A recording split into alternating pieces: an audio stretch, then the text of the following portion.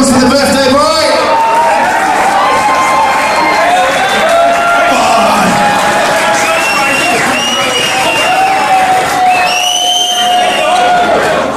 Come on everybody, let's get from around there. So I want to say a few thank yous, and it's great having so many people here. I'm delighted to have everybody here. I'm really lucky to have such fantastic friends and family from all different walks of life, from different parts of my life.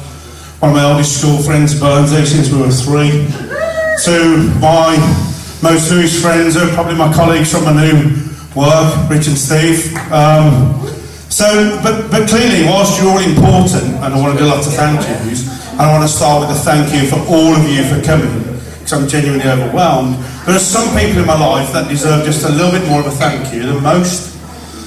And so, without wanting to embarrass anybody, I wanted to pick a few people out, because I'm a huge believer in gratitude, and I think it's really important that you let people know that they were a really big influence. Now, you could argue that whether it's my family, my friends from different parts of my life, you were all a big influence, some more than most, but there are just a few people that I thought it would be unfair at my 40th not to mention them. And what better way to say thank you than to have 100 people or thereabouts, give them a round of applause.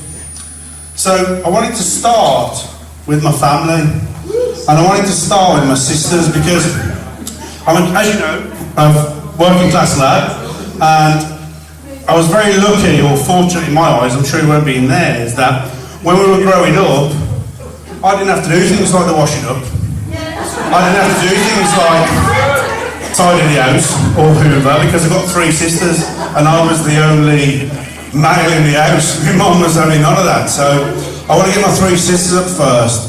As all of you know, I'm a real family orientated individual, and as we all have our own kids, your family starts to get a bit closer, doesn't it? It's you, your kids, and then you don't get to see your siblings and your parents and that as much as you would like. But I'm very close to my family. I'm very close to my 3 sisters. We get together very regular. I'm very grateful for their support. So I just wanted to get all 3 of my sisters up, please. So Denise, Michelle, and Sarah, round of applause.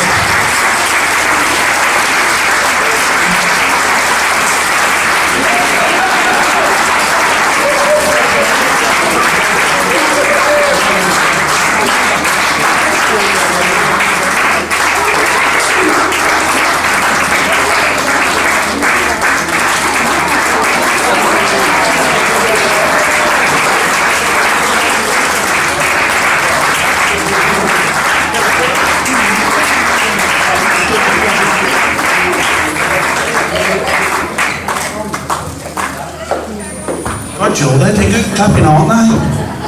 Really good clappers. So I've got a few people I want to thank now.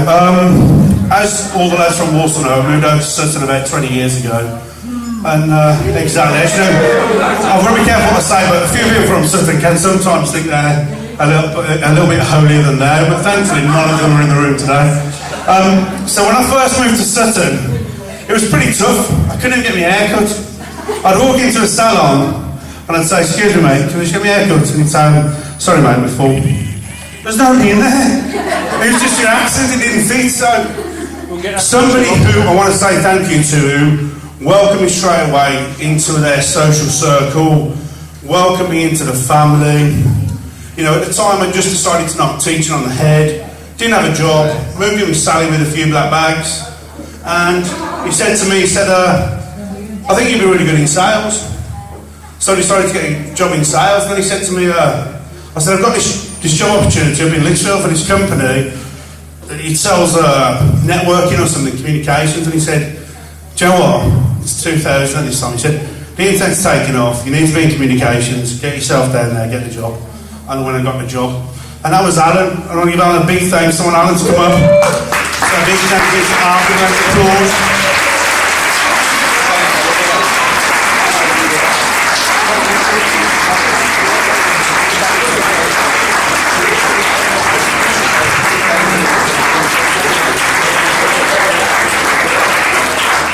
And so a big thank you to Alan. And then I'm going to move on to when I went to school. So all my school pals are here. We've been together many, many years. And I was very fortunate at school to have such a brilliant school life. I couldn't even begin to experience and share with you what it was like. We're probably going to arrest him for some of the stuff that we did today. And so, there are a couple of people in the room, and I want to invite them up one at a time. The first one is a gentleman who, I'll be honest with you, he was different to most teachers. You would never get away with it today, but we had a great relationship. He was only about 10 or 12 years older than us. And he was a brilliant teacher. He inspired me to want to teach. He had a fantastic relationship with so many people around him. Having spent time in the presence of teachers, both of friends, professionally, this guy was a different class. I think anybody who's lucky enough to be taught by him today is a different class. And I remember, all the lads were off the beach starts, came to the States, and I remember once, having known this person for quite a long time now, some of the riffraff came on the field or on motorbikes, we were playing football, they've sort of got the motorbike going, sprayed all shit all over him. And he was, this testament to the character. He was calm as you like, got all the kids in, we got changed, we cracked on with the day. And if I'd have known now what I knew then, I'm so surprised he managed to hold himself and didn't beat the shit out of them, to be honest. So, Rob Waitley, where I am. He's already embarrassed. Thank you. Very appreciated.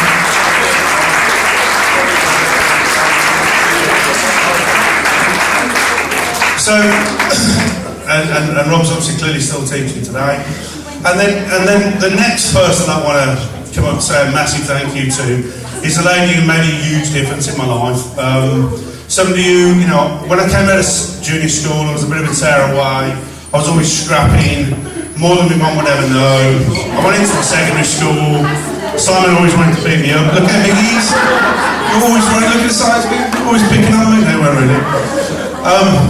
And, I was keen to be at school. Well, I did do my own work. I did do the things I wanted to do. But, this person, I would be outside the class for doing things that I shouldn't do. And she encouraged people to give me a second chance. And she gave me a second chance. And she believed in me when probably nobody around me believed in me, apart from my family. And that's massively important. And to have somebody in your corner that goes, you know what, I want to give this guy a chance. And she also massively introduced me to Old Trafford and Manchester United, so what can I say? And a couple of bottles of wine and a thank you in front of 100 people does not do it justice. For Carol Chapel, I just wanted to invite you up and say thank you.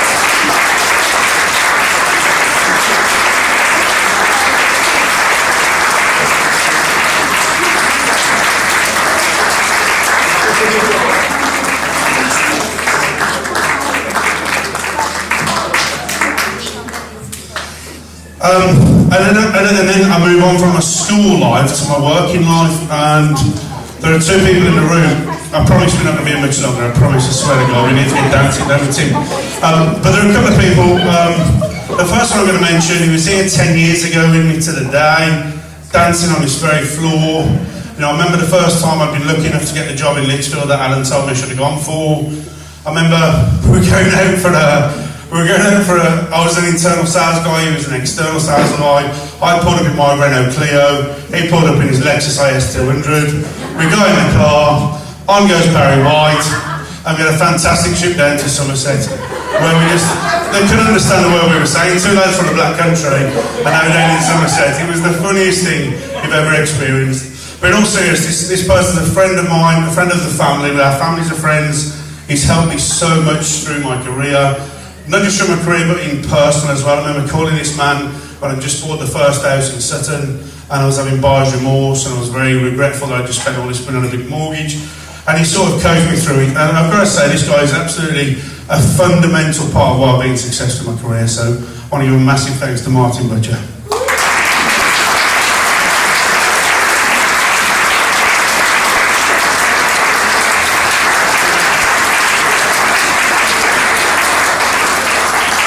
And then finally, another guy who I met when I first went into the job. I'll be really honest with you, I went for my first job in this company, and the managing director asked me about football and what star sign I was. And we talked about being a Virgo and all that, that's perfection and all of those sort of things. And clearly he was right. And so he introduced me to a sales director and said, this young lad, he's going to do a good job, he's coming in as a graduate. And I'll never forget it. It was one of them companies where, I remember in my first week, the managing director said, if you need absolutely anything, you just need to knock my door. So 4 days later, I knocked his door and said, I need £1,000 for a car. I need a loan, I can't get a loan. And he gave me a £1,000 and Sally and me went out and bought a Renault Clio. And I kept saying to this gentleman, look, I'm going to be external, I'm going to be a sales guy, I'm going to be really good. And this person has a massive influence on me as an individual, on my career, on me as a family man. Taught me so much. There's no way I could ever repay him. There's not enough money in the planet, certainly in my bank account. And a couple of wines don't do justice, but I think a thank you does. And I want to show that gratitude to Stephen Skakem. Thank you, Stephen.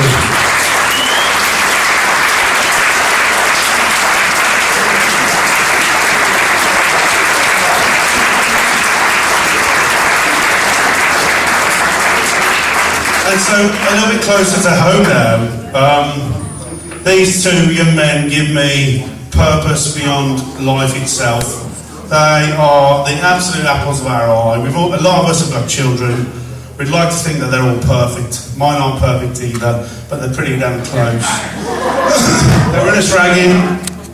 I love them more than life itself, and I want to give some little gifts to my two little men who, if you'll agree, look absolutely stunning this evening. Max and Leo.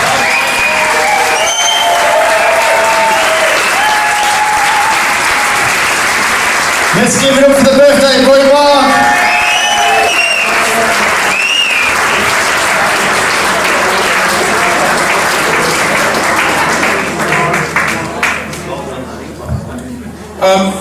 And so I just got one final thank you.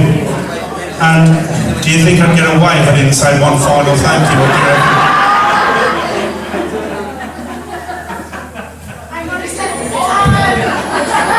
These jelly tots, I just can't get them out of the packet.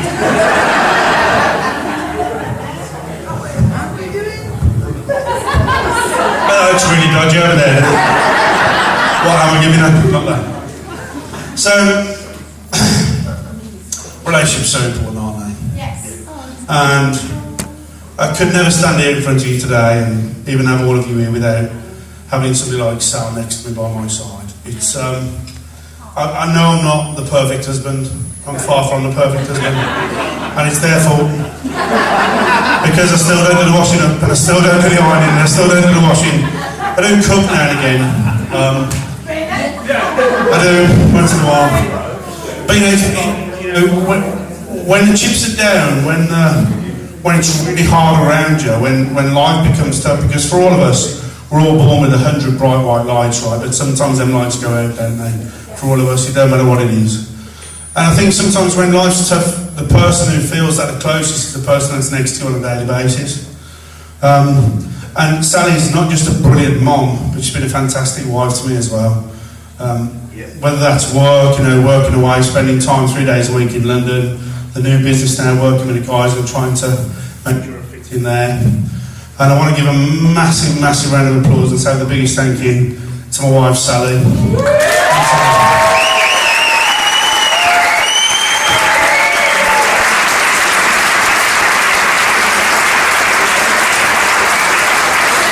So, that's it. I'm done with the thank yous. I've loved nothing more than all of you to just get on the dance floor, enjoy yourselves. We've got about 4 hours left. Tim's going to do his thing. I've given him about 8 hours of tracks, and he's already going to do his thing and make sure that Aiden actually dances. Get some drinks, enjoy yourselves, mingle, you're a great girl. Thanks for coming. Cheers.